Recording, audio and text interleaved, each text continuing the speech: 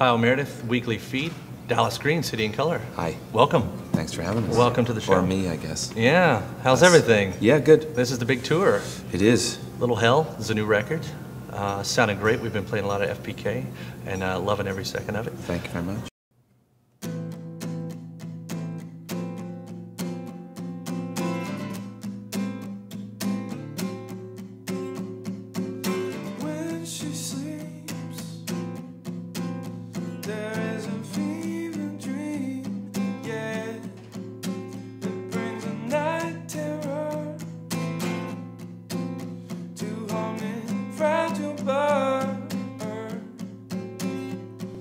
You're a big baseball fan. I also noticed that you were in a charity basketball game recently with Arcade Fire. Some countrymen there. I'm a bigger basketball fan than I'm a baseball fan. Yeah. So how'd the game go?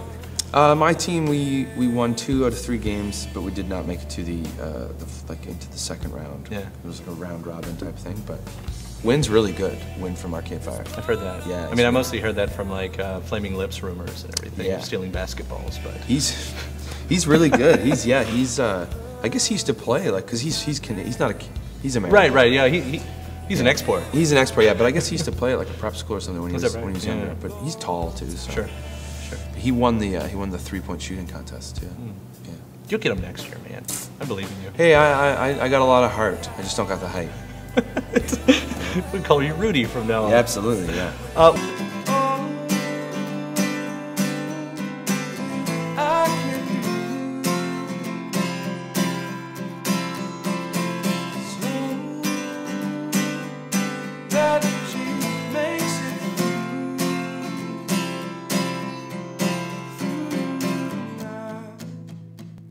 Little Hell really seems to have caught some fire now. I mean, this is becoming something. I really like that though. I like that the sort of the City and Color name has sort of just been built on word of mouth, really. Right. You know, someone hearing a song and telling their friend, and that friend telling someone else, and then now that there is all this attention towards it, people want to talk about it. Well, that's a great way to keep your longevity right there. I mean, if it so. is building word of mouth. Yeah. So. Yeah, and you know, I'd much rather have that. I'd much rather have like a career than just have Rolling Stone write about me for a month. It's got to be nice to be in Rolling Stone. I've never been in it. Oh, I don't know what that's going to change. I don't think I care. You know, the less they write about you, the less they have time to stop writing about you. Sure. You know. One more thing, I also saw that you started duetting. You did a duet with Pink recently. Yeah. That kind of makes you like you'll duet with anybody at this point. Well, she is not putting down Pink. You know, you're crossing genres it's just at an this interesting point. Yeah. collaboration. Yeah. Well, she's a friend first and foremost, but she's also the best. So. Unless we were talking about someone else. Yeah, but she wanted. I always wanted her to sing with me, and last time I played in LA, she was super pregnant. She came to the show, but I wasn't gonna make her come up on stage. And so this time we played, and I was like, "Hey, if you want to come and sing, I'm not gonna be mad at you." So she picked that song. Oddly enough, it's called "What Makes a Man," and she was like, "I want to do What Makes a Man because I'm a woman." And I was like, "That sounds like you." Sure.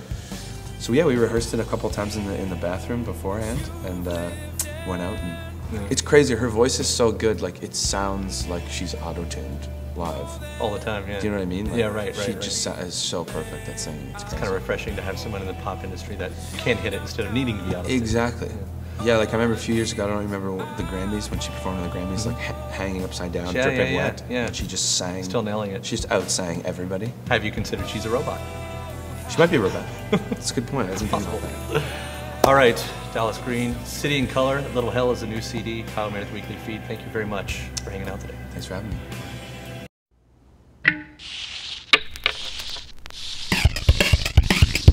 Weekly Feed, Weekly Feed, Weekly Feed. So basically, let's get the background on this here. For years now, you've been a painter as well as a musician. Yeah. When did you start painting then? When I was a kid, I just never stopped. My mom said, "Oh, I like your drawings," and when I was super young, and I was like, "Really?" And she's like, "Yeah, because they got personality." So it was like early encouragement is important for the youth of America. Your mom likes your moxie. She thinks you got moxie. I guess most moms should like their kids' moxie. That's true. That's true. But maybe they forget to tell their kids that they like their moxie. Oh, that's true. Yeah, a lot of them. Yeah. how many paintings do you do at this point? So you do usually every show you do a painting? Yeah, lately. Yeah. I mean, when I tour solo, I do. Yeah. Yeah. So basically, Joseph Arthur gets on stage while playing music. You'll do a painting too, and you've got it down where you will do the guitars and the loops, and you've got the microphone in your hand the whole time. Yeah. Does that take a lot of practice?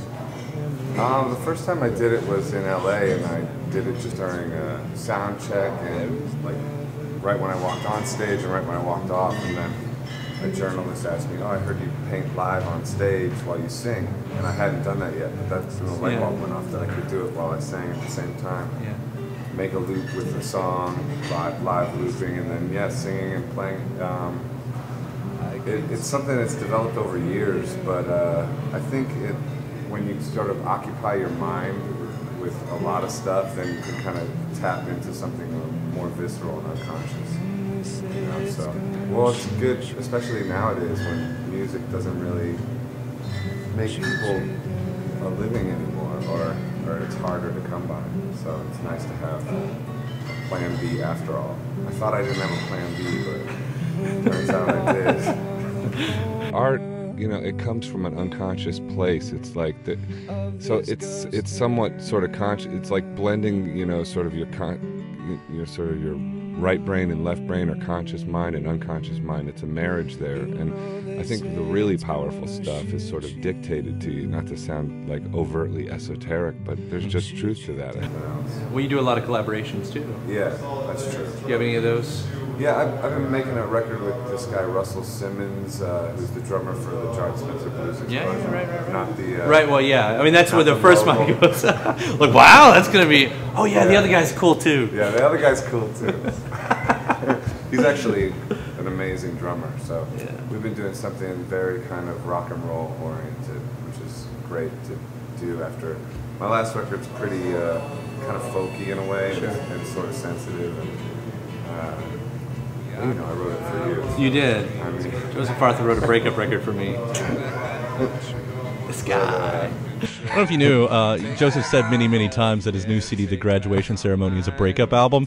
Well, It's me. We're revealing that here? Yeah, I that's thought you it. said you didn't want to talk about that. Okay. Just gonna put it out there. This is kind of a cathartic moment. This then. is. You feeling good? You feeling good about that decision? I feel odd about it, if I'm honest. Yeah. Yeah. I'll make it comfortable. I'm a little uncomfortable, but that's because the cameras are rolling.